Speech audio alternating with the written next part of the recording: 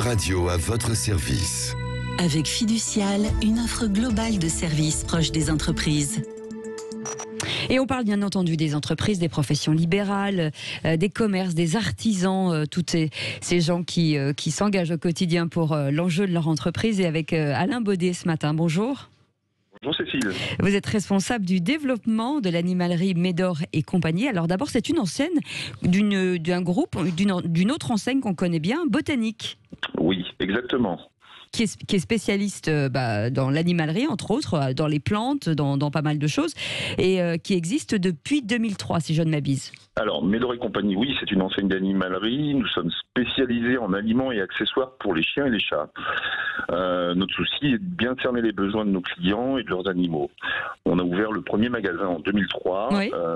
Nous sommes développés ensuite en succursale jusqu'en 2013 où on s'est ouvert à la franchise.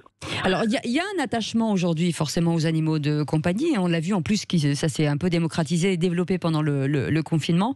Est-ce que vous ressentez justement que les animaux de compagnie sont de plus en plus dans les foyers français? Est-ce que ça se voit vis-à-vis de vos clients? Oui, tout à fait. Le télétravail et le confinement a donné plus de temps aux Français. Oui. Ils ont naturellement augmenté leurs dépenses pour faire des activités avec leurs animaux de compagnie, mais également améliorer leur confort. Les dépenses, c'est quoi? Alors, alimentation, bien entendu, mais est-ce qu'on parle de jouets, de produits dérivés?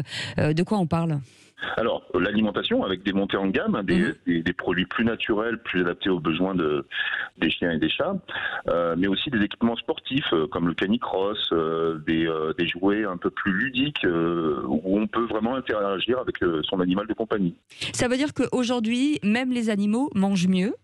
Les animaux mangent mieux, oui, effectivement. Oui. Avec des produits de qualité?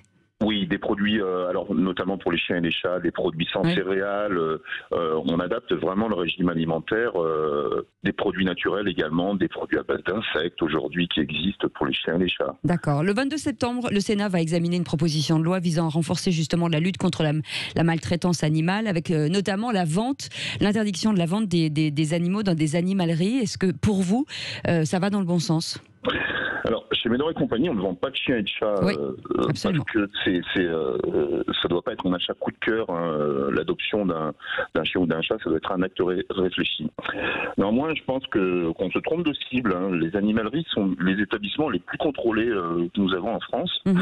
Je pense que l'accent devrait être mis plutôt sur la vente d'animaux sur Internet, où c'est beaucoup moins contrôlé. Ce projet de loi risque malheureusement de favoriser le marché noir, à mon sens. Oui, c'est ça, le second marché, comme on l'appelle parfois. Est-ce que aujourd'hui, en matière d'évolution et de progression, vous allez continuer à ouvrir des points de vente, j'imagine ? Oui.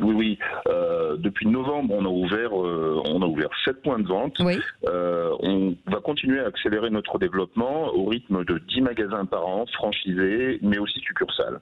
On sait que chez vous, en tout cas, les animaux en tout cas sont bien gérés, on s'occupe bien d'eux avec un bon relationnel avec les clients. Merci beaucoup Alain Baudet d'avoir été avec nous ce matin, responsable du développement de l'animalerie Médor et compagnie. Allez-y, vous allez voir, c'est très sympa, vous trouverez forcément quelque chose qui vous intéresse. On revient dans un instant.